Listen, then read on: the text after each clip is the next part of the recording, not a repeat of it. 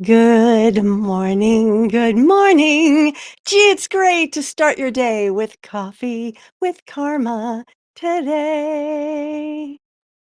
Good morning and happy Wednesday. Have you ever wondered what it is that Olympic coaches do to help their athletes win the gold?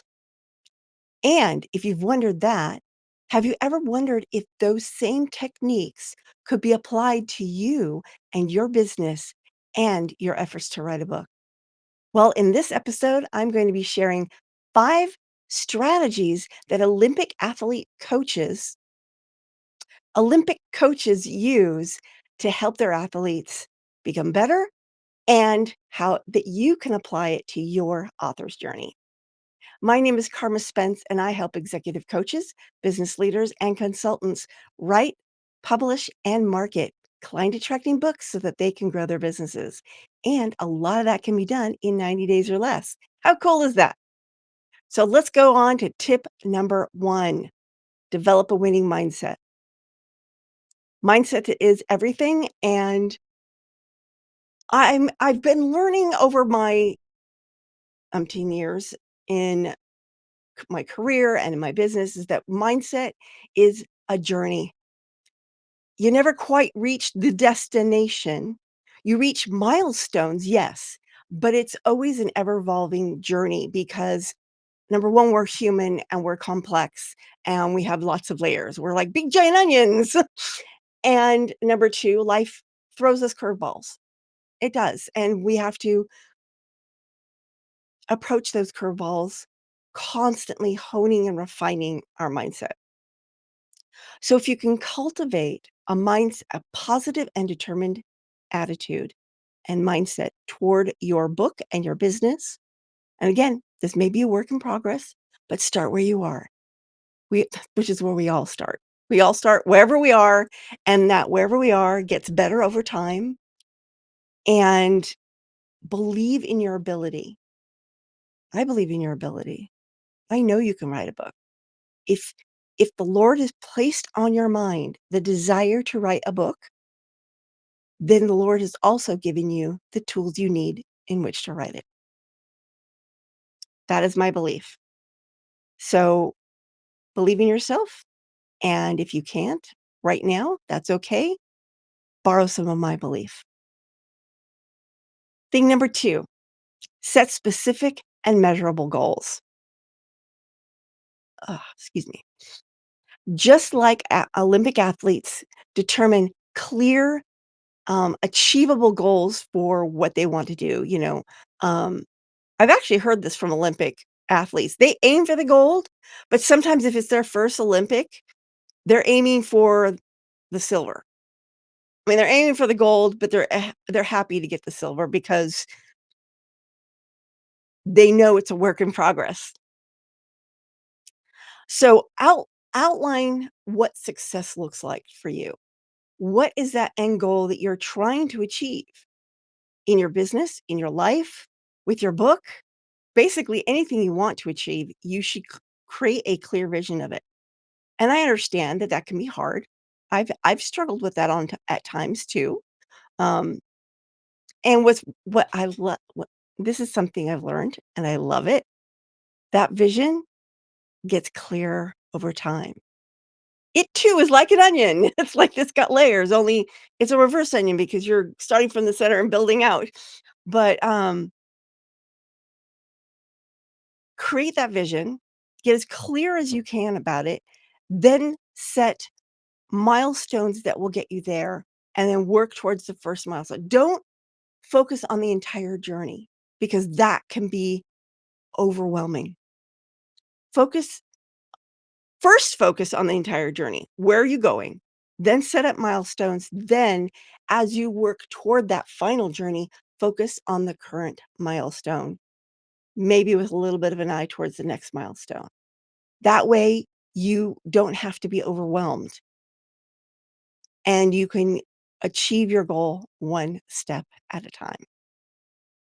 Tip number 3: build resilience and adaptability. Be prepared for setbacks and stay flexible because life happens. It just does, and you never know. Sometimes it throws you a great curveball, and you're like, "Yes, I'm gonna ride that wave." And sometimes it throws you a curveball, you're like, "Oh, gee, I wish that didn't happen."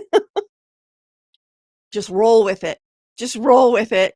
Adapt to the new environment and continue moving toward your goal. Sometimes your milestones will shift a little bit, and that's okay. It's like what I say about a book outline. It is not written in stone. It is a roadmap. Sometimes you may need to stop, go look at the largest ball of twine, which, by the way, I have learned is now it's in Minnesota, so I will be going to see the largest ball of of yarn or twine or whatever. I can't remember what it is, but I'm gonna go see it, and I will take pictures, and I will share them in my feed. So, anyway, that was my little ball of twine on the moment, but I know where I'm going. I've got my map in front of me here of what I wanna talk to you, and now I'm back to it. So, adapt. Adapt to what life throws you. Thing number 4, use visualization techniques. Visualization, the word makes it sound that it's something you see, but not everyone is visually oriented. We all have our different learning styles. There are kinesthetics, there are auditory learners, and there are visual learners. Visual learners excel at the visualness of visualization. Kinesthetics and audios, not as much. It's harder for us. So what you're aiming for is not necessarily a visual, although that helps. What you're aiming toward is as three-dimensional an imaginary experience of what you want as possible. Feel it, smell it, hear it, taste it. Engage as many of your senses as possible in creating that visualization. Olympic coaches are often using visualization to prepare their athletes mentally. And there's actually been research. They did, can't remember when it was, but they took two sets of basketball players. And one, or maybe it was just people who knew how to throw a basket. They may not have been professional basketball players, but it had to do with basketball. One group visualized themselves making a basket, and that's all they did. Another group visualized themselves making a basket, then went out and practiced physically. And a third group just practiced physically. The two groups that used visualization did better than the one that just did the physical work, which is crazy pants when you think that one group only visualized. They still did better than the people who practiced. Crazy. That's how powerful the mind is. That's how powerful the mind is. So visualize. And one thing that one of my mentors, Molly um, Mahoney, Mahoney, yeah, it's Mahoney. Molly Mahoney does. She's got like a little program that you can answer all these questions, and it creates this business vision that's written through AI. And what's really cool is you can basically, if you can create that written document that is rich. I've created one where I talk about my home and my cat and my husband and how they fit into it, and my library of books because, of course, I'm crazy about books, and the whole thing. I even talk about the lighting and the temperature, the whole thing. And then what was really cool is I uploaded that document to Chat GPT, and I said, "Please create an image that illustrates this document." And that was my prompt. It was the simplest prompt, and it came up with this beautiful image, and the only thing wrong with the image is that where it has my husband, he's only has half a body, and the bottom half of him is a couch, which was weird, but that's AI. But other than that, I mean, and it did have a, washing machine in the kitchen, which I've also thought was a little weird, but that's AI for you. But the lighting, it had the lighting down perfect. It even put Bold Kitty in there. It was so cool. So anyway, anything you can do to help you visualize your end goal, even if that means going to ChatGPT and saying, "Help me do this. Help me, ChatGPT. You're my only hope." I'm sorry, I've got that phrase in my head. I am such a geek. I'm such a geek, and I love it. Okay, now on to thing number 5. Stay consistent and committed. Like I say, a lot of things are, this is a marathon, not a sprint. Every day, in every way, you and I are getting better and better. It's a journey. Keep working at it. Keep using the tools. When you fall off that wagon for a moment, brush yourself off, get back on, and keep going. I believe in you. I really do. You can write the book that you have been called to write. And if you want me to help you, schedule a curious conversation with Karma and let's talk. Let's see if I can help you. I may be the right person for you, I may not be.